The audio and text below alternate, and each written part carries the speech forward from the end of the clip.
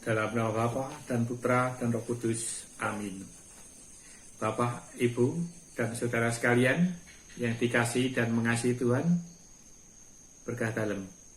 Kali ini, saya sebagai umat awam dari Paroki Margan Singalasan kembali akan sharing iman. Berbagi pemahaman tentang Injil bacaan pada hari ini, yang diambil dari Injil Yohanes bab 12 ayat 24 sampai dengan 26. Marilah kita simak bersama.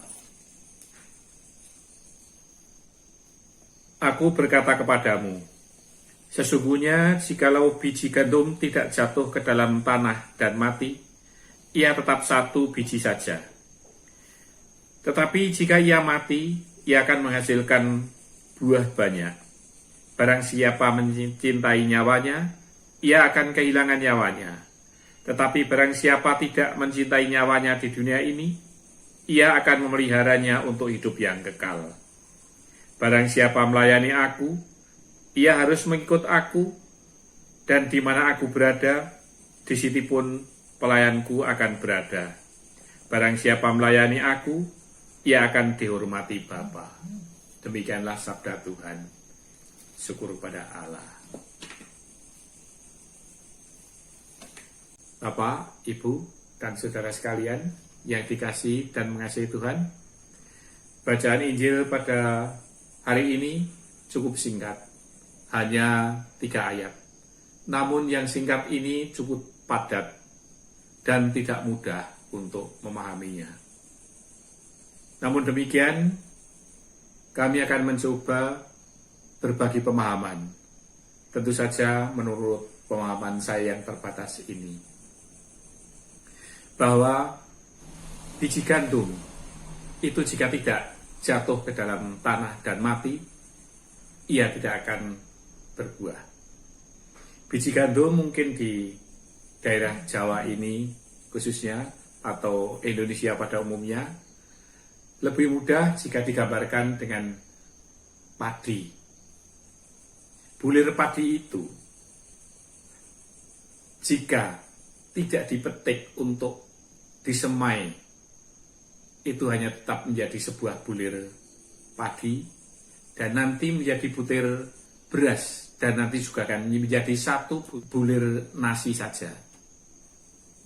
Namun seandainya bulir padi itu disemai, kemudian ditanam, ia akan berlipat, berpuluh kali lipat, bahkan sampai 60 sampai 100 kali lipat. Itu sebagai gambaran iman kita, atau perkembangan umat gereja kita. Mungkin gambaran tentang riwayat Romo Sanjoyo bisa menjadi gambaran. Romo Sanjoyo telah gugur di daerah Muntilan, dan gugurnya Romo Sanjoyo ini seakan menjadi pupuk bagi perkembangan iman umat dan perkembangan umat itu sendiri di wilayah Muntilan pada khususnya, atau Jawa Tengah dan Yogyakarta dan sekitarnya pada umumnya.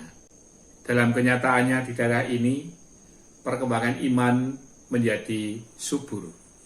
Seakan gugurnya Romo Sanjoyo menjadi pupuk bagi perkembangan iman dan umat.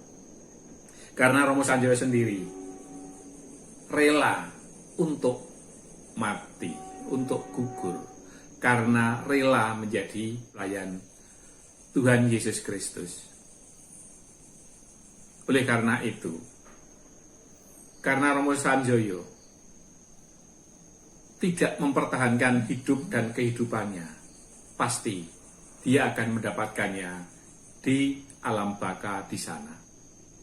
Namun sebaliknya, jika seseorang mempertahankan nyawanya karena hidup dan kehidupan di dunia ini, misalnya saja karena mempertahankan pangkat dan derajat, atau ambisi tentang hidup keduniawian dengan menyangkal Tuhan Yesus, niscaya ia akan kehilangan kehidupan kekal bersama Tuhan di surga. Oleh karena itu, kita sebagai murid Yesus dituntut agar mau dan mampu mengorbankan hidup dan kehidupan demi sebagai murid-murid Yesus, demi sebagai pelayan Yesus, menoladan Tuhan kita Yesus sendiri. Niscaya kita tidak akan kehilangan nyawa, namun kita akan memperolehnya dalam kehidupan kekal di surga. Semoga. Amin. Berkah dalam nama Bapa dan Putra dan Roh Kudus. Amin.